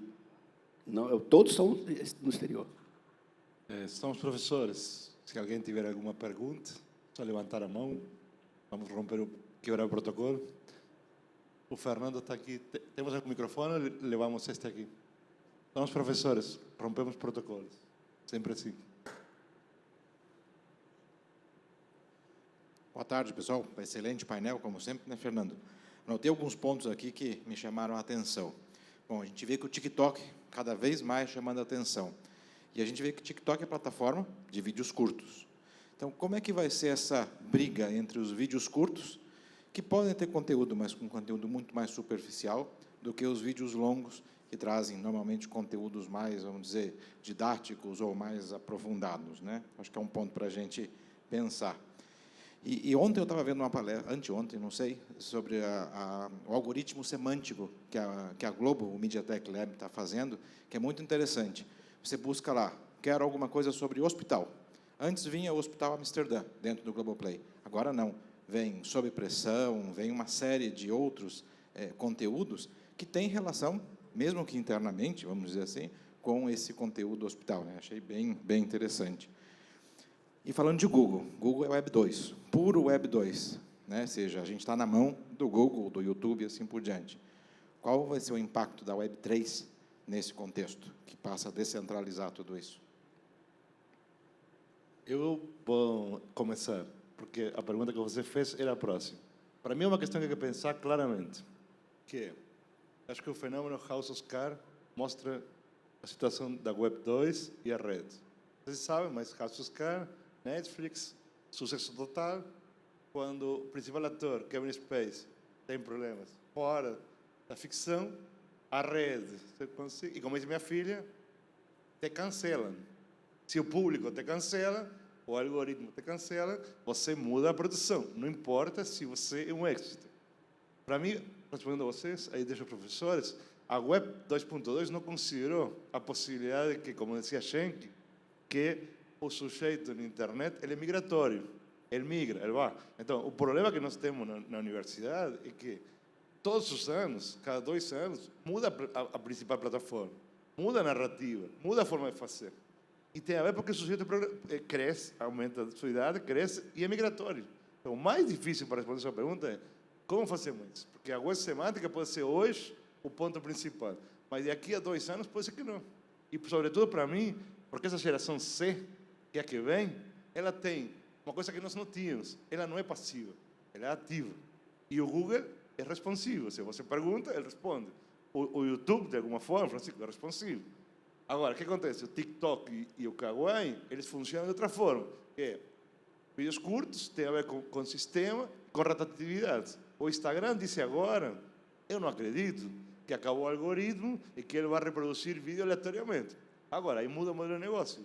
Então, não sei se respondo, mas para mim é tão difícil entender a situação. Digo, de novo, eu agora rio, mas há 5 anos eu fui ametralhado na universidade porque estava ensinando os meninos a fazer vídeo vertical sobre o TikTok. E hoje é a maior rede social do mundo e ainda é chinesa. Ou seja, a ver se a gente entende. Seja, nós mudamos o eixo da produção. Ou seja, o eixo era sempre o norte-sul, né? Agora mudamos lá na China, Kawaii também. Ou seja, por quê? Porque o que importa é a tecnologia. Então, aí tem que entender a tecnologia. Você é tecnologia, mas a questão é como vemos a tecnologia positivamente para entender esse fluxo. Deixo para vocês. Não sei. Olha, assim, nós discutimos isso, né, nas nossas reuniões. Vamos utilizar os shorts, que é um formato, que é uma tentativa do YouTube de aproximar o TikTok. Vamos para o TikTok, vamos para o Instagram, para o Reels, para o Story. Decidimos, nós não temos pernas para tudo isso. Vamos focar num agora, para a gente aprender o que ele é, e depois a gente vai tentar. Porque realmente não dá para te responder de pronto o que vamos fazer do ponto de vista jornalístico em 15 segundos. Professor, mas também tem o risco de que quando aprenda esta, já não existe mais. Exatamente. Exatamente. Eu só queria fazer uma contribuição a esse respeito. Eu sempre falo para os meus alunos uma coisa, uma única frase. Nunca esqueçam que jornalismo é jornalismo. Jornalismo, independentemente da plataforma. Então, é isso. As técnicas são as mesmas, a maneira como existe o serviço jornalístico e a linguagem jornalística, a maneira como a gente vai, né, externalizar, vai falar desse fato, desse conteúdo, aí é uma outra coisa. Então, eu acho que é uma prerrogativa que eu sempre repito várias vezes em sala de aula, várias vezes por dia, para eles não esquecerem isso. E por isso que eu questionei aqui hoje, questionei em sala de aula a questão dessa construção do título caça-níquel, caça-níquel, né? Clique, caça-clique, caça-níquel também aqui indica, né? Enfim. Você, Renato, como vê isso? Porque você está no outro lado, né? Você está na transmissão linear e entrando para a plataforma. E assim, eu acho que essas conversas, a gente sempre lembra aquela história do passado de uma tecnologia matar a outra, né? Ah, essa televisão vai matar o rádio, etc. e tal. Então, assim, você vai ter demanda para todos os públicos, e às vezes o público é literalmente a mesma pessoa. Tem aquela pessoa que quer ver vídeos super curtos, até de cachorrinhos, e tem momento que você quer sentar e ver um documentário mais longo e aprofundado. Então, acho que é isso, quer dizer, vai ter espaço. Agora, o que a gente percebe é que essas plataformas grandes, a gente tem muitas cópias de formatos e recursos, né? Então, assim, o quanto que um TikTok influencia a criação de shorts no YouTube, né? Ou o Instagram, que no começo era só foto. E o que a gente percebe, na verdade, é um crescimento do vídeo, um crescimento de qualidade técnica, um crescimento de variedade, um crescimento de investimento publicitário, tanto que a gente até fala muito com os alunos, não se prendam tanto ao nome, a TV é isso, mas é realmente essa questão, é a produção audiovisual, é a linguagem audiovisual, né? E até naquela questão do vertical e do horizontal, eu tenho visto projetos que os alunos estão saindo com 2 câmeras, mas não para fazer antes como fazer um documentário, tipo, eu vou deixar um plano mais estático para gravar o depoimento sonoro do Fernando e uma câmera mais solta para também no horizontal pegar plano detalhe. Não, é para uma câmera fazer na vertical, eu estou fazendo horizontal, e ele ter os 2 produtos na horizontal e na vertical, porque ele não sabe o que vai funcionar ou render primeiro, né? Então, quer dizer, isso é interessante, porque eles estão atentos a isso, eles estão experimentando, né? A gente lembra na outra eleição, aquela série, né, que a Globo fazia com o Bonner, O Brasil que eu quero, né? E ficava didaticamente, grave na horizontal, mande na horizontal, porque ali o foco principal era a televisão ainda, né? Assim, eu acho que muito importante as suas perguntas para mostrar para a gente que a gente precisa pensar diferente. Eu acho que esse é o grande... A gente que está aqui desde 2012 acompanhando aqui o Congresso, né, a gente já viu vários momentos, né, de segunda tela. Aí tinha um monte de painel de segunda tela. O conteúdo é o rei. um monte de profissional de conteúdo RI. Mas a gente sempre pensando em adaptar todo o nosso sistema de produção a essas novas possibilidades. Eu acho que chegou um momento, falou, ó, nós temos que mudar a forma de pensar. Aí depois nós vamos saber como agir, porque ainda mais para a gente que é pequenininho, né? Por exemplo, o SBT tem 11 milhões de assinantes no canal dele no YouTube. Se ele colocar um vídeo lá com um vídeo errado, ele vai com título errado, com thumbnail errado, ele vai ter centenas de visualizações. Ele pode ter esse luxo, nós não podemos, se a gente quer ser relevante. Mas se a gente não mudar a nossa forma de pensar e aceitar que nós estamos numa outra época, de uma economia diferente, e que nós temos que nos adaptar a essa demanda que vem desses novos usuários, aí sim a televisão pode ficar obsoleta. Ela pode ficar obsoleta, não pela tecnologia. Estamos aí já discutindo a TV 3.0. Como é que vai ser? A gente na TV 3.0. Canais Fest, que é uma coisa de 2019 para cá, nem se falava. Hoje já foi um grande painel sobre Canais Fest. E a gente quer estar lá. A gente quer estar lá. Então, assim, eu acho que o grande palavra-chave do Congresso hoje é mudança de mentalidade. Acho que também queria levantar aqui a respeito da temporalidade, né? Antes a gente tinha a questão das mudanças na temporalidade, já na TV, que já falava, era um telejornal, já é a matéria muito rápida, e hoje a gente voa, né? Então a gente está falando de TikTok, que são segundos. E é uma questão também, porque acho que é a mesma preocupação que a gente tinha com o Twitter, né? Que é ali, tinha alguns caracteres que você podia escrever. E aí eu fiquei me perguntando outro dia, conversando com uma amiga, e muito preocupada. Eu falei, se os jovens, eles são tão, né?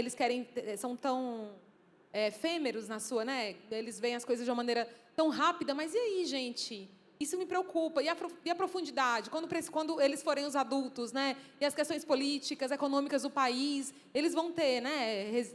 Resistência para poder, né? E aí eu fiquei me perguntando qual que é a solução para isso, gente? E para mim a única resposta que veio na minha cabeça foi educação. Educação desde cedo na escola, né? Letramento midiático, análise crítica da mídia, e fazer com que eles tenham realmente, tudo bem, eles têm essa cultura, esse comportamento, e está tudo certo de ser, né? Mas eles também escolherem um tempo de respirar e lerem, se aprofundarem em determinado conteúdo, também de, quando eles tiverem mais interesse de ver um conteúdo, uma grande reportagem, também irem na BBC e lerem aquele conteúdo. Então, acho que isso a gente só vai conseguir através da escola básica, através da universidade. É a gente garantir que essa curiosidade deles possam ir além no que seria o TikTok e o Twitter. Mais alguma pergunta? Opa!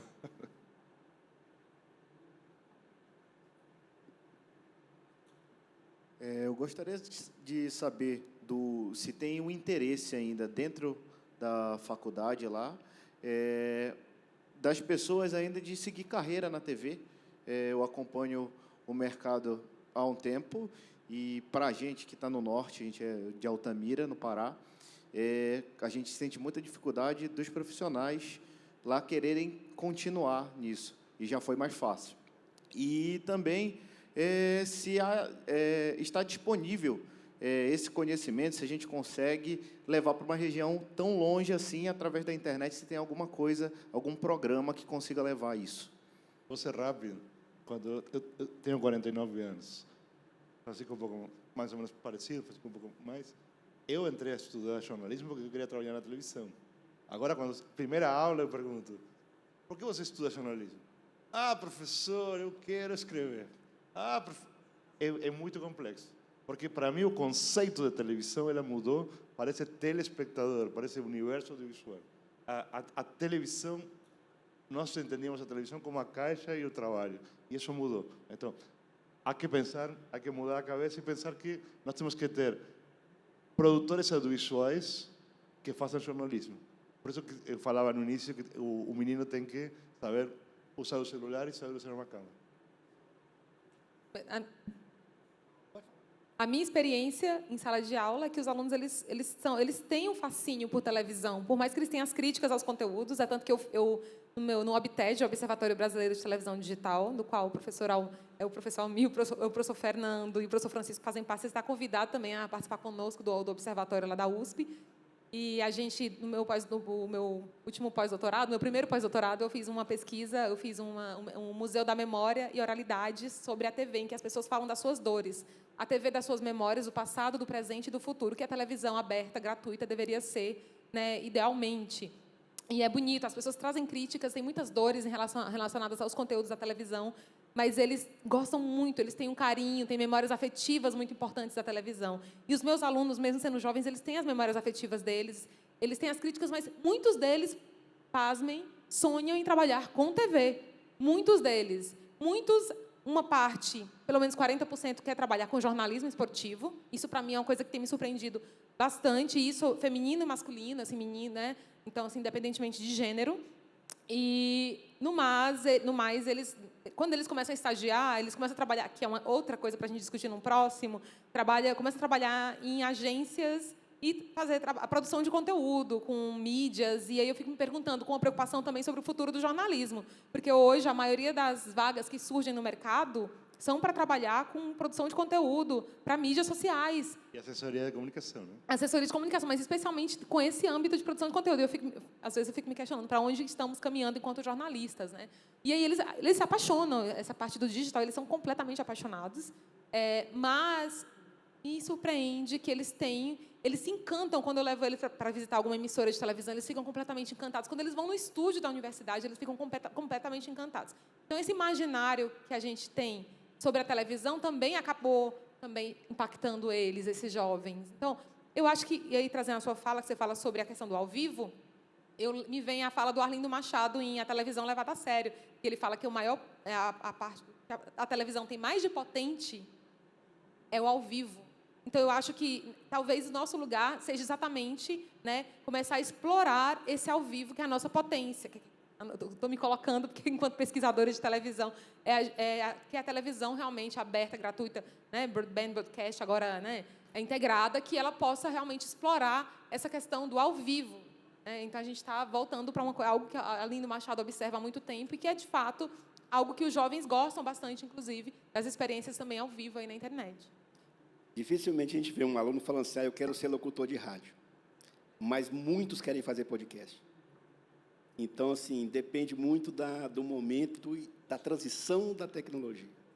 O que a gente está vendo, essa incerteza em televisão, ela acaba gerando alguma desconfiança, mas durante o curso eles se identificam. A quantidade de pessoas de TCCs, né, trabalho com conclusão de curso, que foram feitos agora, esse ano, em podcast, foi muito significativo.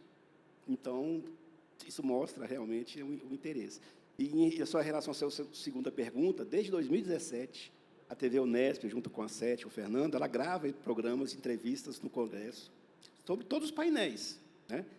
E esse é o problema, está perdido na nossa biblioteca lá, porque está lá, 7 de 2017. Quem é que pesquisa isso? Né? Então, se você quiser, manda um e-mail, que eu vou te passar os links depois de todos os anos, e eu prometo que nós vamos mudar o nome, os títulos, para você encontrar mais fácil os temas das palestras. Sérgio Renato, deve ter 400, 500 entrevistas e até seria interessante assisti-las para ver a diferença da evolução. Né? Porque você consegue ver uma cronologia aí dos assuntos e das tecnologias, porque são entrevistas de painéis que aconteceram aqui. Então, o que foi discutido aqui está lá, mas está perdido na nossa biblioteca. Tem muito também da questão da nomenclatura dos cursos, né, para ter o perfil do aluno. E aí a gente percebe assim, né, até a Norma Meirelles fez aquele livro de radialismo no Brasil, analisando os cursos, foi sua professora, né?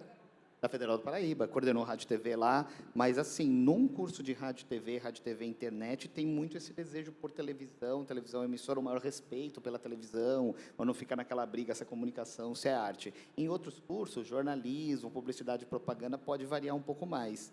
Né? E a gente percebe uma concentração no eixo sudeste, principalmente São Paulo, com cursos de rádio e TV. E a gente tem cidades ou estados que, às vezes, não têm o curso de rádio e TV. Então, essa é uma primeira questão importante. E você tem o jornalismo local, o programa esportivo local, a TV local, e que, às vezes, falta essa preparação. Assim como eu conheço casos de alunos que vêm estudar em São Paulo com essa pretensão de falar, olha, depois eu vou para uma capital de outro estado, ou uma cidade mais tranquila, quero ser repórter de afiliada, produtor, talvez ganhe um pouco menos que em São Paulo ou no Rio, mas vou ter até mais segurança, mais qualidade de vida, né? Então, a gente percebe esses perfis. E, às vezes, eles vêm muito com a mentalidade de função, mais do que a mídia. Eu quero ser diretor, eu quero ser roteirista ou redator. E aí eles percebem assim que a emissora é uma boa oportunidade, mas eles sabem que eles têm maior liberdade na internet. E talvez na internet seja a parte criativa. De repente eu vou me sustentar com a emissora, mas vou fazer meu hobby na internet, e se a internet, o hobby der certo e monetizar, eu fico ali, né? Temos que acabar aí. Vou falar, Renato. A última muito rápida. Tem lá uma e acabamos, prometo.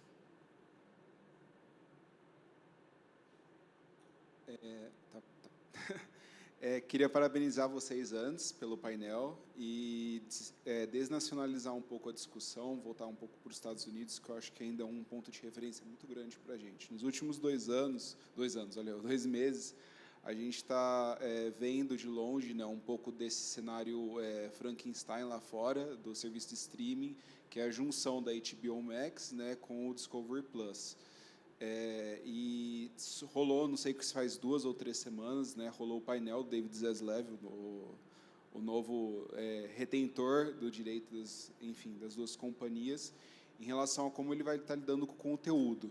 Então, tudo que é original, os originais, os Max Originals, né, estão sendo degolados pela própria plataforma, então muitos já foram cancelados. Teve filme que já estava na pós-produção e foi cancelado, foi a primeira vez que isso aconteceu lá fora. E ele está voltando, eu até peguei a colinha dele aqui, do painel dele mesmo, com o conteúdo da Discovery Plus dentro do serviço de streaming, né, que eles chamam de não scriptado, não roteirizado, que é o conteúdo que hoje a gente tem já aqui no Brasil, acho que um pouco disso no serviço de streaming, com o BBB dentro da Globoplay, etc.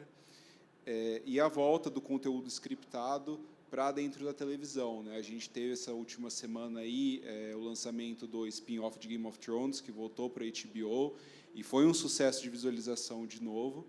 E eu queria saber se isso, do ponto de vista de vocês, uma opinião, se isso vai ser natural para os serviços de streamings agora, voltar com conteúdo, criar um canal, por exemplo, a Netflix criar um canal na televisão, uma televisão aberta ou fechada, tá fazendo opening nights na televisão, alguma coisa do tipo, e focando mais nesse conteúdo unscripted para, enfim, streaming, etc.